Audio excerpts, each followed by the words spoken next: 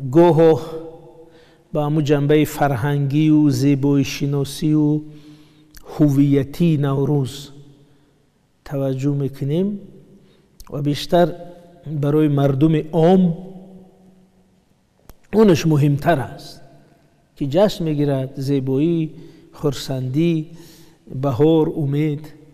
ولی یک کارنامه بزرگی که ملت ما آفریده است و امروز تمام بشر مدیون آن است، همین از طرف دانشمندان ما دقیق حساب شدن و معین کردن نظام وقت در کائنات است.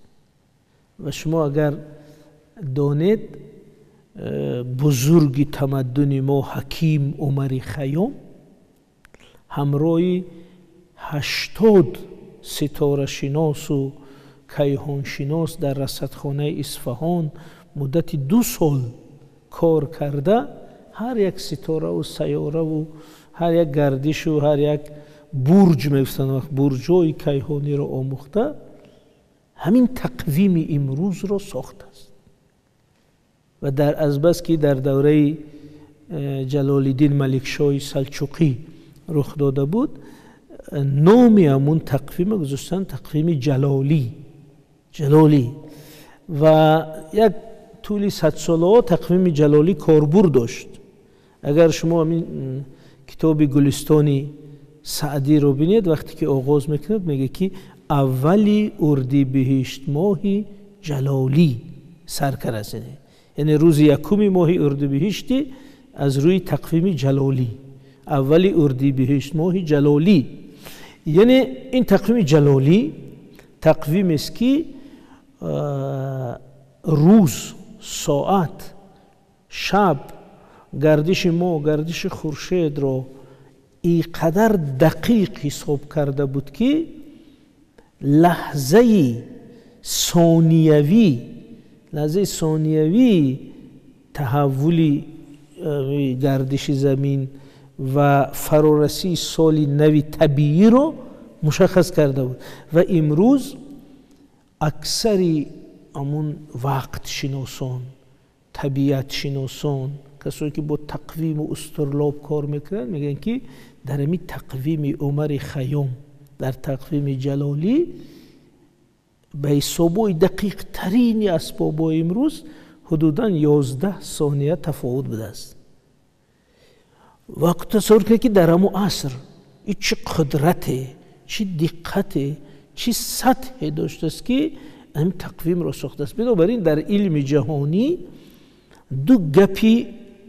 دو سخن بسیار مهم است. یکی خیام رو میگن پدری وقت، یعنی کسی که وقت رو تنظیم کرده است.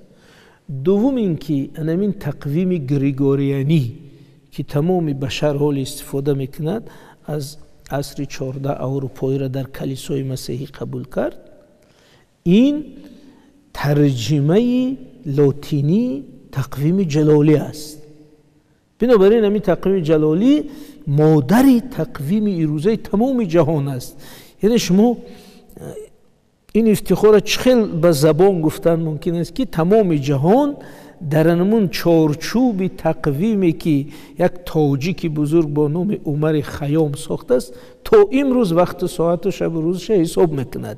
این افتخار بزرگ است. فقط ایران چخیل نوروز صاحب شدیم، ایران بعد وقتش باید صاحبی کنه، درست؟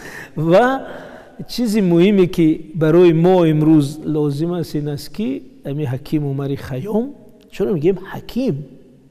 چون که عمر خیام پیش از همه فیلسوف، ماتماتیک، ستاره شناس، کیهان شناس، ماتماتیک یعنی ریاضیدان، میگه ریاضیدان، و تنها در وقتهای فارغ از اون زحمت ستاره شناسی و تقویم سازی چند ربایی هم گفته است. اگه ما آمدیم ربایی هاش اساس قرار دادیم که خیام ربایی سرای بزرگ، اما ریاضیش، ستاره شناسیش، تقویم شناسیش، پدری وقت بودنش کنار گذاشتیم. این یک مشکل است. یعنی ما باید خیام متماتیک، خیام ستاره شناس، خیام کیهان شناس دوباره در مرکز تمدن ما بیاریم، تو که نسل نو داند که ما گدای علمی بیرونی نبودیم، یعنی ما صاحب این علم بودیم و خیام فقط ربایی سرا نیست، بلکه خیام از همین کتاب ادبیات گرفته در کتاب متماتیکا در صفحه اولش گذاریم، این درست میشد. بنابراین من میخواستم که این روند احیای ملی که امروز خوشبختانه با سیاست درست دولتی در حال اوج گرفتن است، این جنبه ها را باید به نظر گیریم. مثلا خیام را همچون ستاره شناس، همچون عالم در ذهن مردم جا کنیم. برای همین حتی یک گپی بسیار ظریف است که چرا خیام، مثلا بینید تمام شاعرای ما از رودکی تا امروز تا استاد لایق گیم همه ربایی دارن، دفتر ربایی دارن، ولی چرا ربایی خیام معیار و اصل ربایی حساب میشه؟ چون که علم ربایی طلب میکند که بزرگترین مضمون در کوتاهترین حجم جا کرده شود. برای این دقت فوق العاده در کار.